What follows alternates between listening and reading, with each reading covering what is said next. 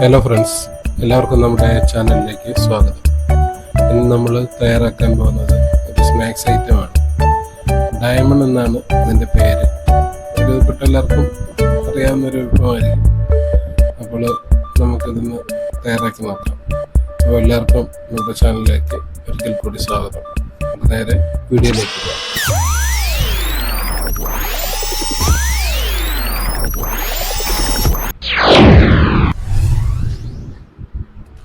അതിനായി നമുക്കിവിടെ വേണ്ടത് മൈദയാണ്. നമ്മൾ 1/2 കിലോ മൈദയാണ് ഇവിടെ എടുത്തിരിക്കുന്നത്.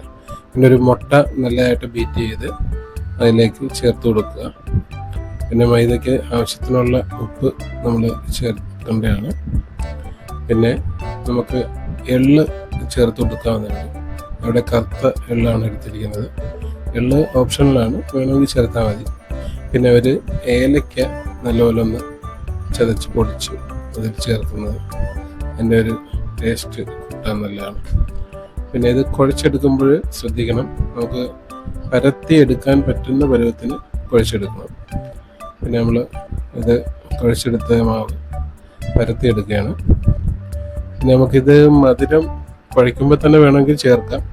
ഇനിയിപ്പോൾ അങ്ങനെ ചേർത്തിട്ടില്ല, അത് ഷുഗർ പേഷ്യൻസിനും കൂടെ ഉപയോഗിക്കാൻ വേണ്ടിയാണ് മൊത്തത്തിൽ മധുരം ചേർക്കാനിത്.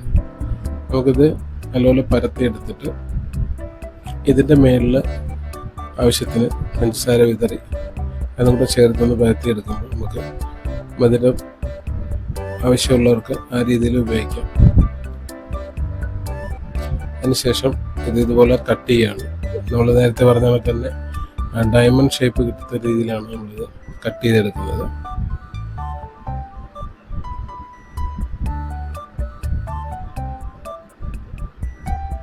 നമ്മൾ കട്ട് ചെയ്ത് എണ്ണ ചൂടായപ്പോഴത്തേക്ക് അതിലേക്ക് ഇട്ട് കൊടുക്കുകയാണ്. ഇത് 2 സൈഡും തിരിച്ചിട്ട് നമ്മൾ ഇത് പൊരിച്ചെടുക്കേണ്ടതാണ്, വറുത്തെടുക്കേണ്ടതാണ്.